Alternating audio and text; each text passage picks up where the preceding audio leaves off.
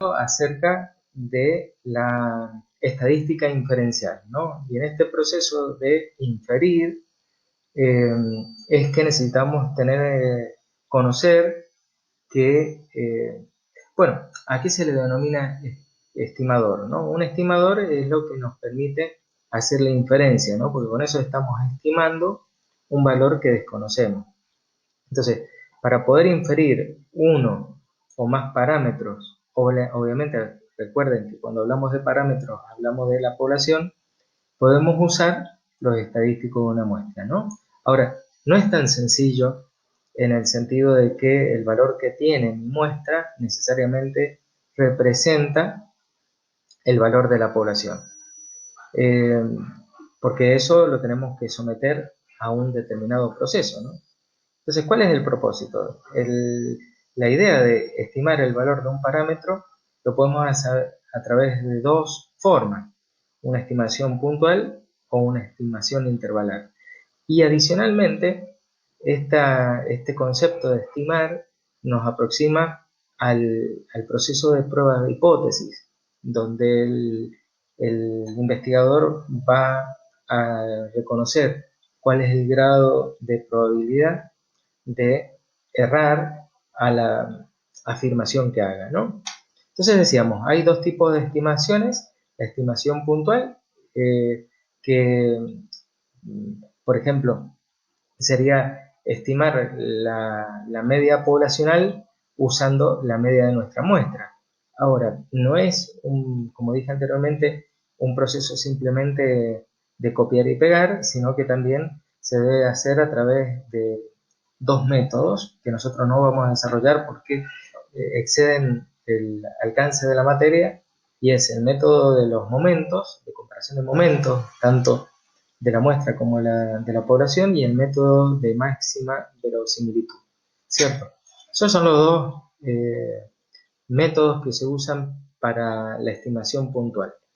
Ahora, lo que sí nos vamos a detener es en la estimación intervalar, porque en este caso la idea de intervalar viene de intervalo. Entonces, lo que se trata de hacer es buscar un rango, un intervalo, un segmento dentro de la cual se supone, con un grado de probabilidad determinado, que va a estar la información que nosotros hemos dicho, ¿no?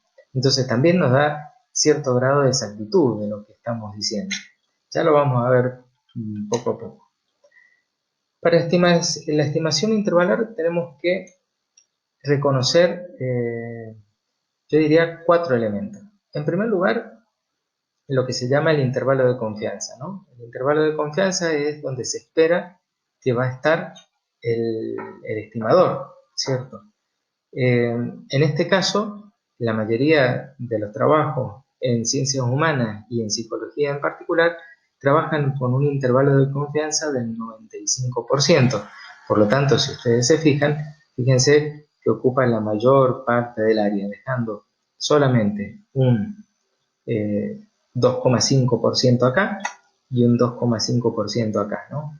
Esos que están en la colita de la distribución se les llama nivel de significación, y cuando se trata de una significación bilateral, como por ejemplo tenemos acá en este dibujo, donde tenemos eh, los dos segmentos de interés, llamamos que es nivel de significación bilateral. En el caso de que se exprese en un solo de los extremos y el otro no, el otro pertenezca al intervalo de confianza, hablamos de nivel de significación unilateral, unilateral derecha o unilateral izquierda. Ahora, ¿qué es lo que determina el intervalo de confianza y el nivel de significación? Bueno, el intervalo de confianza está determinado por un valor crítico que nosotros vamos a calcular con esta fórmula de acá, ¿cierto?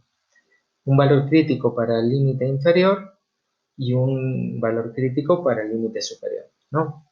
Entre esos números nosotros vamos a tener fijado el intervalo de confianza y obviamente por correspondencia el nivel de significación. A medida de que este nivel de significación sea más chiquito, la mayoría de las veces quiere decir que el margen de error que comete el investigador es cada vez más pequeño, porque las pruebas de contraste exigen que para, por ejemplo, mostrar que hay una diferencia de media, el valor caiga en el menor margen de probabilidad posible, digamos, cosa de asegurarnos de que no sea al azar, ya que acá estaría representado el azar, hablado en grandes rasgos, ¿no? Ahora vamos a plantearnos entonces cómo es esto. Como yo le decía, el intervalo de confianza, que es esto que está acá en el centro, contiene al parámetro estimado con un nivel de confianza, por eso se llama intervalo de confianza, que eso lo fija el investigador, ¿no? ¿Por qué está limitado? Bueno, por los dos valores críticos. ¿Tiene relación el intervalo de confianza con el nivel de significación? Claro que sí, porque son proporcionales. Ustedes saben que toda la probabilidad se reduce a 1. Y acá lo que estamos, o al 100%, y acá lo que estamos haciendo es fijar un intervalo de confianza en un porcentaje determinado, por lo tanto, a 100% le restamos ese porcentaje de intervalo de confianza y el resto es el nivel de significación.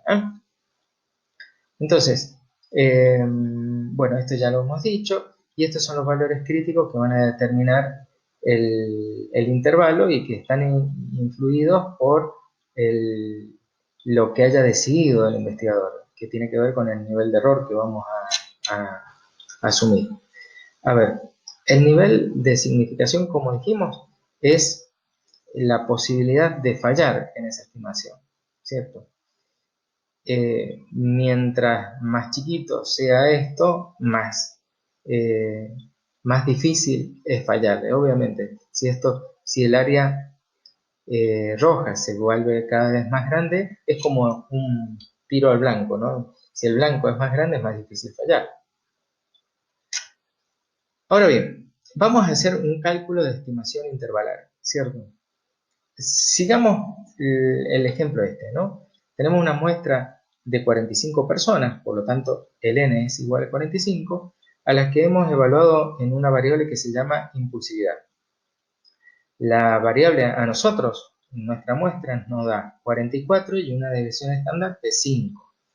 Y deseamos establecer un intervalo para la media poblacional con un intervalo de confianza del 95%. O sea, lo que nosotros tenemos es el valor de la muestra y ahora vamos a suponer en qué valor, entre qué valores se debe encontrar la media de la población, ¿no? Nosotros vamos a decir, mira, con un 95% de confianza, vamos a decir, es decir, con un margen de error del 5%, yo voy a asegurar que entre este valor y este valor va a estar la media de la población que yo la desconozco, porque no la tengo.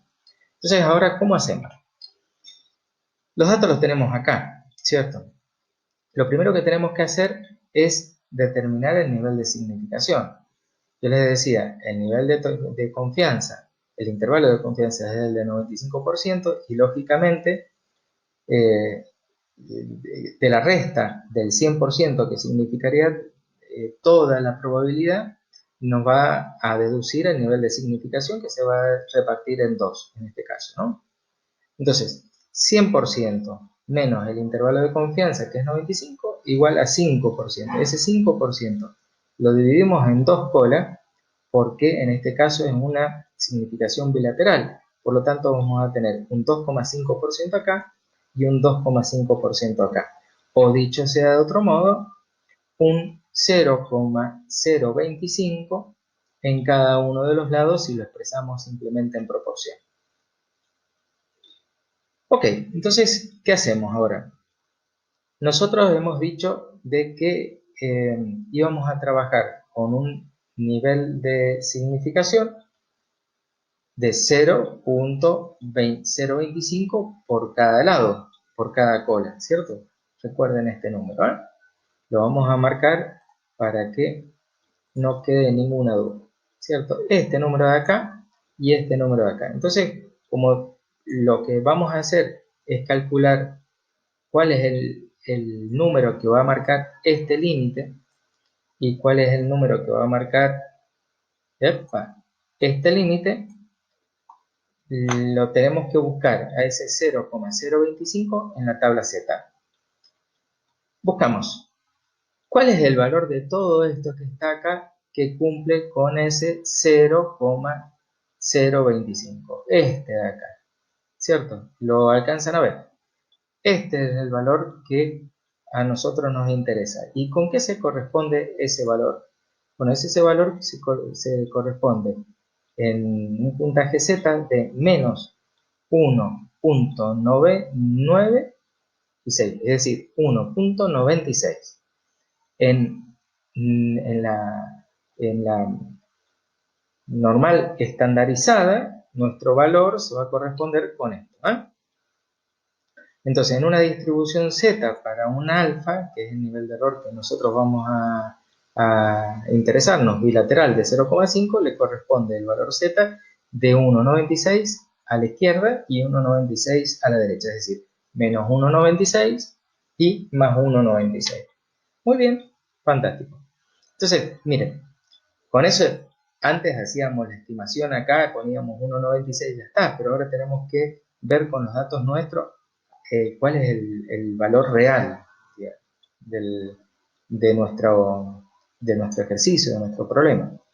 Entonces, bien, empezamos a reemplazar los datos, ¿no? Esta es la fórmula que nos dice, de un lado vas a tener el puntaje, va a estar determinado por esto, y va a ser menor o igual a la media, eh, mejor dicho, la media va a estar comprendida, la media de la población va a estar comprendida con un puntaje que tiene que ser menor o igual a este y menor o igual a este. ¿Ah?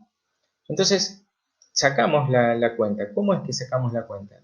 En primer lugar, empezamos a reemplazar la X con un palito arriba. Ustedes saben que es la media de nuestros datos. Entonces, para ver la porción de la cola negativa, lo que vamos a poner es 44 menos el puntaje de Z, que era 1,96. A eso lo vamos a multiplicar por la división entre la desviación estándar y la cantidad de sujetos que tenemos en la muestra, pero sacándole la raíz cuadrada, ¿no?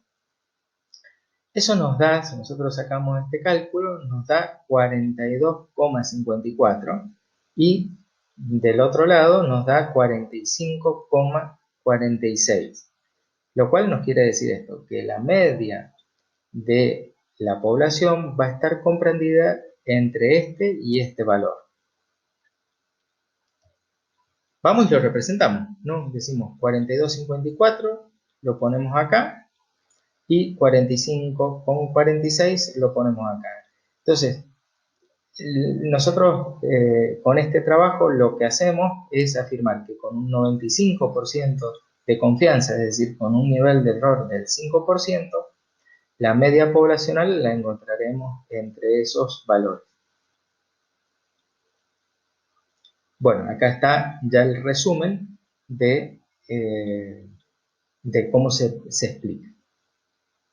Bueno, chicos, hasta ahí llegamos con la unidad 5, que es una de las más difíciles. A continuación les voy a mostrar el uso de algunos paquetes informáticos, en particular algunas páginas que sirven para hacer las gráficas y para tomar diversos ejemplos. Les agradezco por el tiempo. Hasta pronto.